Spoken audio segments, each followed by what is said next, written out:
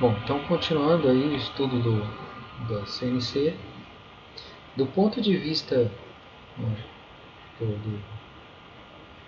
do hardware, pode-se dizer que o comando numérico é o equipamento eletrônico capaz de receber informações através da entrada própria de dados. Ele compila as informações transmitidas em forma de comando à máquina-ferramenta, de modo que a mesma, sem intervenção do operador, realize as operações de sequência programada. Também isso é pelo lado do hardware. Por outro lado, podemos entender o comando numérico como uma forma de automação programável, baseada em programas compostos de símbolos, letras e números. Em softwares compostos de símbolos, ou seja, de letras e números no caso. Então, para a gente entender o princípio, a gente tem um sistema que vai assimilar a informação e vai transferir isso para a máquina, que vai controlar a ferramenta. Ele vai converter esses códigos para que a ferramenta execute a operação. A gente chama de máquina-ferramenta. O projeto da máquina-ferramenta é objetivar os recursos operacionais oferecidos pelo comando numérico. Quanto mais recursos oferecer, maior versatilidade ela vai ter. Bom, aqui a gente tem aí uma introdução, são alguns elementos que são interessantes aí. O que a gente vai focar mais aqui no caso é compreender como que funciona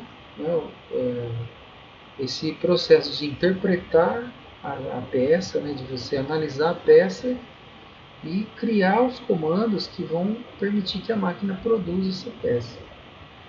Então, para a gente poder fazer isso, a gente trabalha com as medidas da peça. A máquina tem que trabalhar com as medidas da peça. E aí a gente usa um sistema, a gente fala que é um sistema de coordenadas cartesianas. Que a gente estuda isso aí ao longo, em situações aí durante a nossa fase de aprendizado aí, a gente já aprende sobre o sistema de coordenadas cartesianas. E isso é utilizado na programação do CNC. Para gerar, na verdade, a gente precisa gerar os dados para fazer a programação. Então, o sistema de coordenadas são retas que se cruzam perpendicularmente no espaço, e determinando, elas vão se cruzar, e a intersecção gera o ponto de origem. Onde tem o ponto de intersecção, onde elas se cruzam, é o ponto zero ali, o ponto de referência. Então a gente trabalha com esse ponto zero aí para gerar as coordenadas. E a partir desse ponto zero a gente determina todas as coordenadas que são utilizadas para fazer a peça. Então, o conhecimento do sistema de coordenadas, a orientação e sentido dos eixos da máquina é fundamental para que a gente possa fazer o programa do CNC. O eixo horizontal fica implícita a direção do movimento longitudinal. O eixo vertical é o movimento transversal. E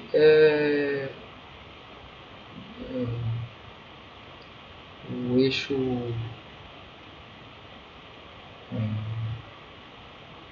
no caso aí, o cruzamento dessas retas define o plano de trabalho. Então, a gente, no caso, a gente vai focar inicialmente com a fresa. Então, a gente vai trabalhar com o plano XY. O eixo Z, ele é a altura da peça, a coordenada que ele vai trabalhar o XY vai formar o plano, na verdade vai estar no plano horizontal, a princípio. E aí o eixo Z vai ser o vertical, o movimento vertical.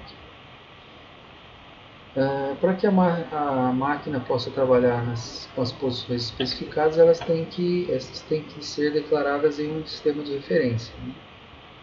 Então, o sistema de coordenadas da máquina é formado por todos os eixos existentes fisicamente na máquina. As direções dos eixos seguem a regra da mão direita. Então, considerando assim, você pega o indicador, o médio e o polegar, e aí forma os 3 eixos, né, que a gente coloca, na verdade, apontando para frente com o dedo médio para cima, aqui no caso, né? Então,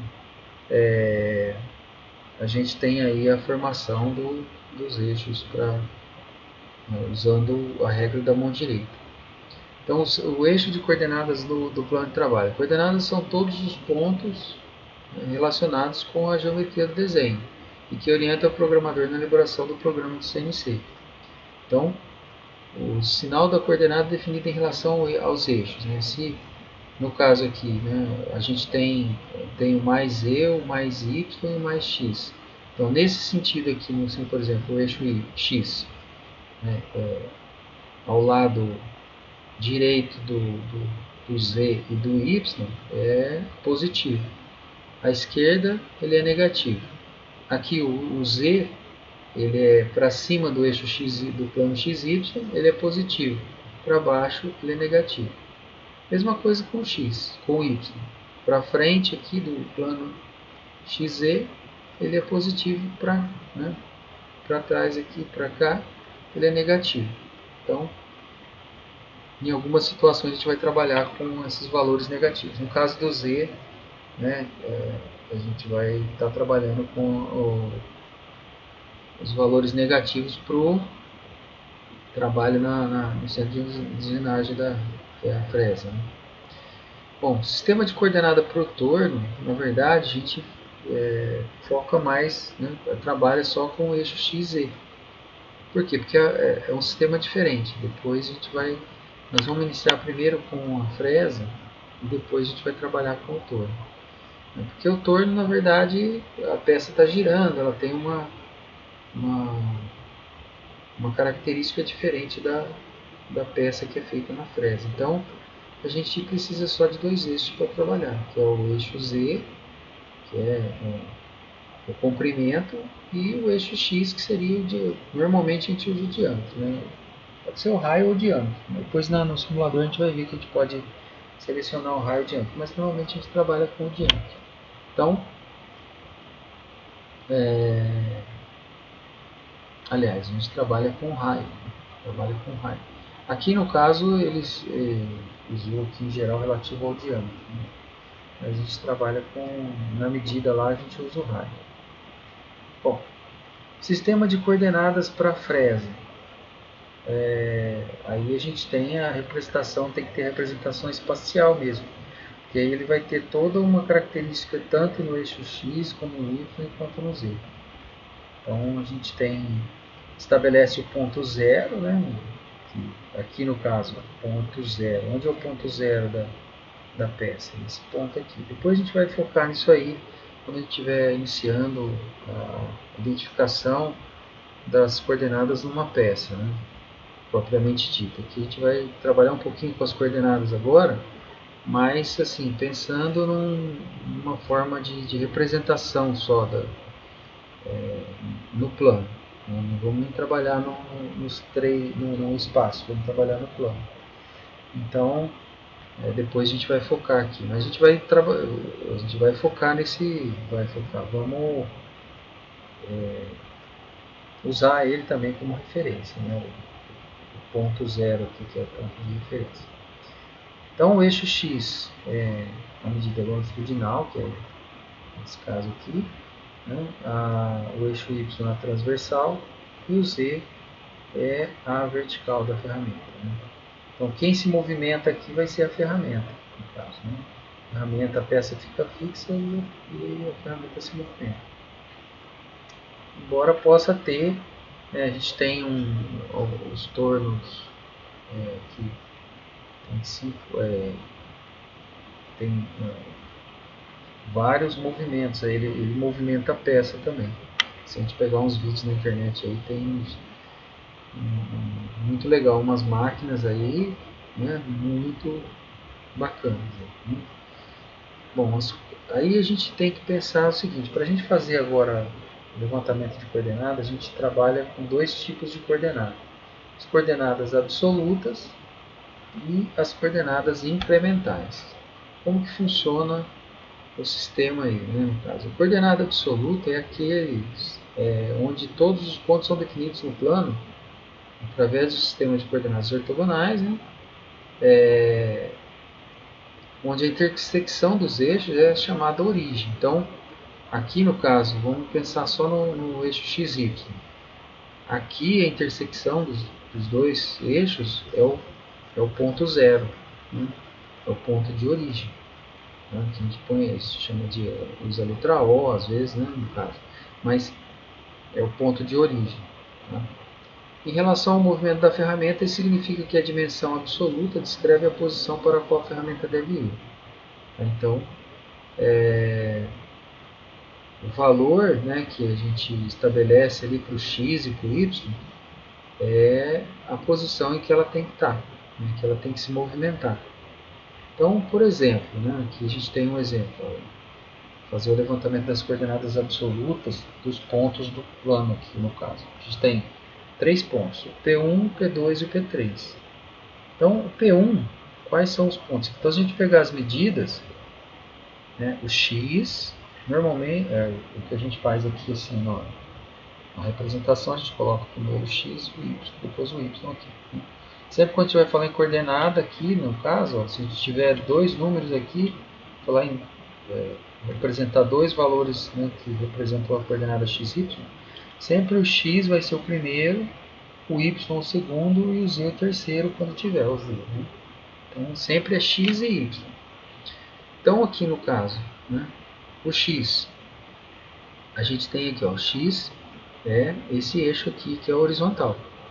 Então o ponto de origem é o ponto zero. Né? E aí a gente tem aqui a medida do ponto zero até o P1, né, a gente tem aqui uma medida de 20. Então, no sentido horizontal, né, a gente tem aqui 20 como medida, como valor. E no Y, a gente vai, a altura aqui, ó, no vertical, a gente tem aqui, ó, 35. Tá? Então, é 20 e 35. Aqui no caso aqui está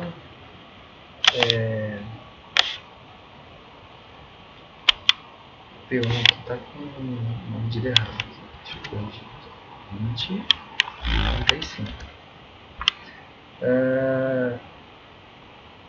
O ponto P2, ó, P2 aqui, ele está com 50. Tá? 50. Vamos parecer assim. 50. Tá? Que é o X aqui, ó, P2. E o Y, né, aqui está invertido, na verdade. Né?